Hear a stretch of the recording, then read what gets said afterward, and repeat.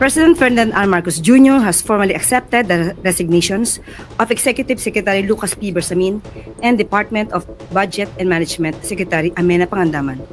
Both officials respectfully offered and tendered their resignations out of delikadesa. Ikinagulat at pumalag si dating Executive Secretary Lucas Bersamin sa naunang pahayag na Malacanang na nagbitiw siya sa kanyang posisyon sa gabinete dahil sa delikadesa. Kasi sinabi na lumabas na basa mo na lang, I resign out of delikadesa. Masarap pakinggan, out of delikadesa. Pero hindi naman totoo yan. Hindi ako nag-resign. Dating Executive Secretary ni Pangulong Ferdinand Marcos Jr. na si Lucas Bersamin pumalag sa ipinakalat ng palasyo ukol sa balita ng kanyang voluntary resignation.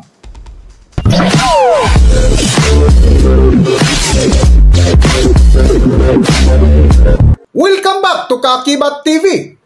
Trending at viral ngayon sa mundo ng social media ang pasabog ni dating Executive Secretary Lucas Bersamin ukol sa ipinakalat ng palasyo ng kanyang voluntary resignation. Kung matatandaan nitong nakalipas na mga araw ay sunod-sunod ang pasabog ni former ACO Bicol Party List Representative Saldico na kung saan idinawit na nito si Pangulong Ferdinand Marcos Jr. na tumanggap ng 100 billion pesos na kickback mula sa kontrobersyal ng maanumalyang flood control projects. Ngunit sa Senate Blue Ribbon Committee nitong nakalipas na araw ay nag-name drop si Senate President Pro Tempore Pampilo Pinglacson na sinong hindi maniniwala kung si Bersamin ang nagsabi na utos ng Pangulo na mag-insert kayo. Na matapos nga ang pahayag ni Pinglacson ay agad humarap sa media si Yusek Claire Castro at ibinalita na nag-voluntary resign na si Executive Secretary Bersamin sa kanyang katungkulan. President Ferdinand R. Marcos Jr. has formally accepted the resignations of Executive Secretary Lucas P. Bersamin and Department of Budget and Management Secretary Amenah Pangandaman. Both officials respectfully offered and tendered their resignations out of delikadesa after their departments were mentioned in allegations related to the flood control anomaly currently under investigation. Ngunit nang mabalitaan nga ito ni Lucas Bersamin ang pahayag ng palasyo mula kay Yusek Claire Castro ay marin ito itinanggi na walang katotohanan ang lumabas na balita na bumaba na ito sa pwesto. Ikinagulat at pumalag si dating Executive Secretary Lucas Bersamin sa naunang pahayag na Malacanang na nagbitiw siya sa kanyang posisyon sa gabinete dahil sa delikadesa matapos na madawit ang pangalan nito sa insertion sa 2025 national budget. Ang himutok po nitong si Bersamin, sana raw ay sinabihan muna siya ni Palace Press Officer Claire Castro ng magiging anunsyo ng Malacanang bilang kortesiya at hindi yung siya pa yung huling makakaalam na nagbitiw na pala siya. At sa harap nito, marin namang pinabulaanan ng dating ES o Executive Secretary ang paglutang ng pangalan o kanyang pangalan bilang mastermind umano sa nadiskobring bilyon-bilyong pisong budget insertion. Kunin natin ang mata natin sa Malacanang, ang kanyang report sa live na report na yan ni TJ Mendoza. TJ. Alex, kung nung Lunes ay Bersamin out recto in, ngayong Miyerkules ay tila may pasaring at banat si dating Executive Secretary Lucas Bersamin. President Ferdinand R. Marcos Jr. has formally accepted the resignations of Executive Secretary Lucas P. Bersamin and Department of Budget and Management Secretary Amenah Pangandaman. Both officials respectfully offered and tendered their resignations out of delikadesa. Lunes ng hapon nang sabihin niya ni Palace Press Officer Undersecretary Claire Castro, nag-resign na daw si Executive Secretary Lucas Bersamin out of delikadesa para magbigay daan na rin sa mga investigasyon sa mga anomalyang flood control projects kung saan dawit ang kanyang opisina at pangalan. Pero ngayong araw lang, kasi sinabi na lumabas na basa mo na lang, I resign out of delikadesa. Masarap pakinggan, out of delikadesa. Pero hindi naman totoo yan. Hindi ako nag-resign. The only letter that I sent regarding my position na wala na was that letter I signed yesterday late afternoon. Na sinabi ko, I bow to the prerogative of the President. Sa bibig na mismo ni dating Executive Secretary Lucas Bersamin nanggaling na hindi ito nagbitiw sa pwesto. Taliwas yan sa anunsyo ng palasyo. Somebody, a close friend of mine, at least as far as I know, called me up in the morning, mga siguro before 12 o'clock, to tell me na I am to leave as Executive Secretary, exit na ako. So sabi ko, walang problema yan. I will accept that because I'm only serving at the pleasure of the President. Naiintindihan ni Bersamin na President's prerogative o nasa pa siya ng Pangulo kung mananatili ito sa kanyang tungkulin bilang Executive Secretary. Aniya, nakausap pa nito si Pangulong Bongbong Marcos Lunes ng gabi matapos ang anunsyo ng palasyo na nagbitiw na siya sa pwesto. Hindi nito ibinahagi ang napag-usapan nila pero I felt bad somehow, no? But I am not going to waste time worrying about the nuance or the way they did it because maybe they were also under instruction or given the impression na mayroon akong resignation. I cannot blame them for that. Hindi na daw tatanungin ni Bersamin si Presidential Communications Office Secretary Dave Gomez at Palace Press Officer Yusek Claire Castro ukol sa pahayag na nag-resign na siya out of delikadesa. Pero si Bersamin, i-dispute daw ang pahayag ni Yusek Claire Castro na aniya ay hindi totoo. Dagdag pa ni Bersamin, sana man lang ay sinabihan siya ni Yusek Castro sa magiging pahayag ng palasyo bilang kortesiya o courtesy sa kanya at hindi yung siya pa ang huling taong makakaalam na nagbitiw na pala siya sa kanyang tungkulin bilang Executive Secretary. Samantala, mariing itinanggi ni dating Executive Secretary Lucas Bersamin ang paratang na ipinupukol sa kanya nang mapangalanan siya ni Senator Panfilo Ping Lacson na siya ang bahala sa 52 billion peso worth of insertions sa 2025 national budget. Yung Office of the Executive Secretary does not have anything to do with insertions or budget. Our own budget, yun ang sinusubmit namin. Pero yung makikialam kami sa budget ng ibang agency, hindi namin ginagawa yan. Nakuha daw ni Senator Ping Lacson ang impormasyong yan sa naging pahayag ni dating DPWH Undersecretary Roberto Bernardo kung saan natukoy din ang pangalan ni DepEd Undersecretary Trig Olaybar at ang kamag-anak ni dating ES Bersamin na si Presidential Legislative Liaison Office Chief Adrian Bersamin. Alam mo si Adrian, parang apo ko yan eh, parang kung anak yan. Tinutulungan ko na yan at tinutulungan niya ako. Mabait na bata yan. Hindi yan yung, you cannot expect him to do anything na hindi utugma sa nakakataas sa kanya.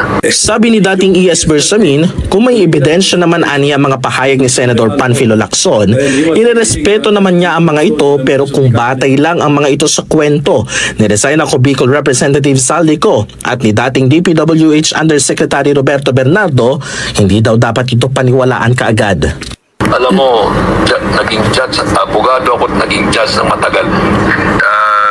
Itong mga bagay na ito, yung mga paratang na ganito, should ultimately be established in court. Hindi ko hinihingi na for purposes of these declarations, there should now be evidence acceptable by a court, no? Hindi daw si Bersamin ang mastermind kaya handa itong sagutin lahat ng alegasyon sa kanya puwera sa Senado. Wag na sa Senate dahil alam ko doon there is no thing that I can say there na hindi if ever they want to charge me as the mastermind, whatever case they want to file, they file it. Itinanggi rin nito mga haka-hakang may kinalaman siya kina Bernardo at Olaybar. Kung tutuusin ay hindi naman daw dapat siya magpaliwanag ukol riyan dahil wala siyang kinalaman sa budget process. Itigil nyo na yan, i-demanda nyo na lang ako para sagutin ko ng tama.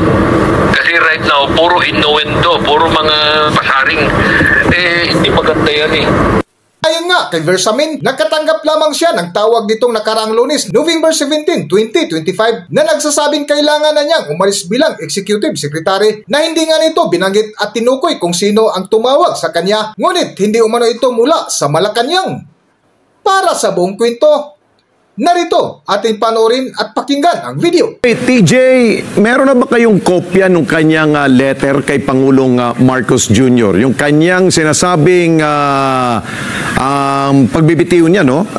Parang sabi niya, hindi to resignation, pero I don't know, kung meron tayo direct kopya ng kanyang sulat kay Pangulong Marcos, pwede ba natin ilagay para makita ito? Ito, TJ, ang sinabi niya dito, my holding the office of the Executive Secretary was subject to your presidential prerogative, to which I hereby freely and completely submit myself. Wala yung word na resignation, no?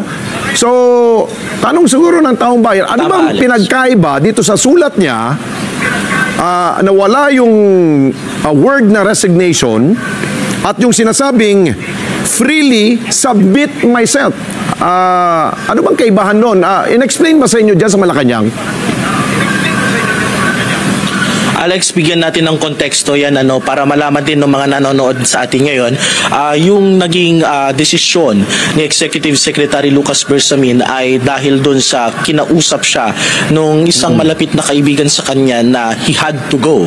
Dahil dyan ay kailangan niya dahil doon ay sinabi niya at nabanggit niya na ang kanyang posisyon na nagsiserve a pleasure of the President ay nasa prerogative din ng Presidente kung kailan siya tatanggalin o aalisin sa pwesto. Kaya hindi resignation ang ginawa ng dating Executive Secretary, kundi ayan sa sulat na yan, sinasubmit niya ang kanyang sarili kung tatanggapin ba ng Presidente o ng Pangulo natin ang desisyon nitong sa prerogative nito o sa kanyang pasya kung mananatili ba siya sa kanyang pwesto bilang Executive Secretary. Ayun, ako ay nagpatulong na rin sa Google at sinabi ko sa Google, ano bang pinagkaibahan ng resignation at yung freely submit? Ang lumabas sa akin, ang sabi, yung resignation pala letter is a formal act, pero yung freely submitting yourself is a voluntary nature and decision. So, parang meron nga pagkakaiba, no? Pero tanong ko sa TJ, tinanong ba ninyo si ES, former ES, na sino ba yung bumulong sa kanya na you had to go?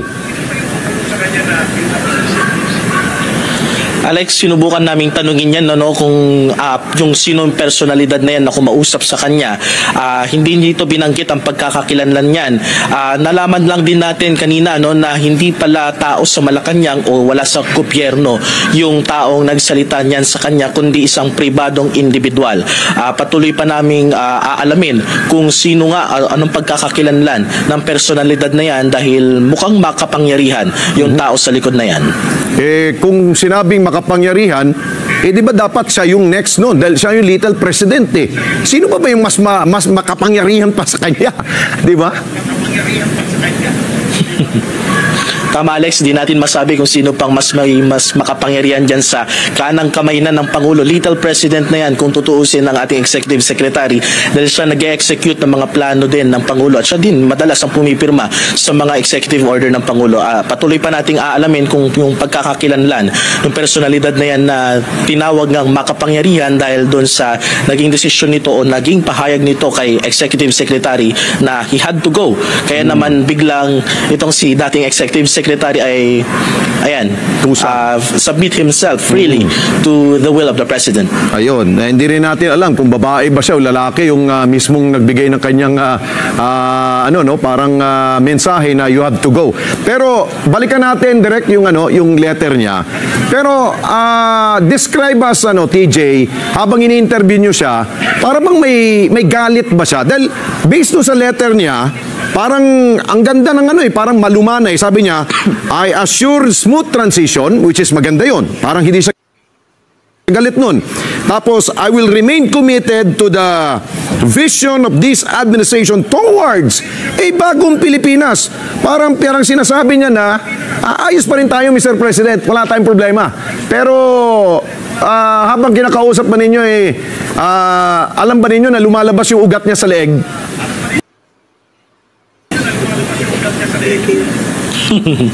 Alex, nung kausap namin siya sa telepono kanina, malumanay at maayos, kalmado naman ang dating executive secretary. Hindi natin siya nakitaan ng pagiging emosyonal kanina dahil naibahagi niya din naman sa atin na maayos naman ang relasyon nila ng Pangulong Bongbong Marcos dahil Lunes ng gabi ay nakipag-picture pa umano si PBBM sa kanya sa palasyo. Kaya wala silang kumbaga ay samaan ng loob dito sa nangyaring biglaang pagsasabi nga ng palasyo na resigned na si dating executive secretary. Okay, panghuli siguro, yung tungkol sa kanyang pamangkin ni si Yusek Adrian Bersamin, ano ba ang kanyang naikwento sa inyo doon?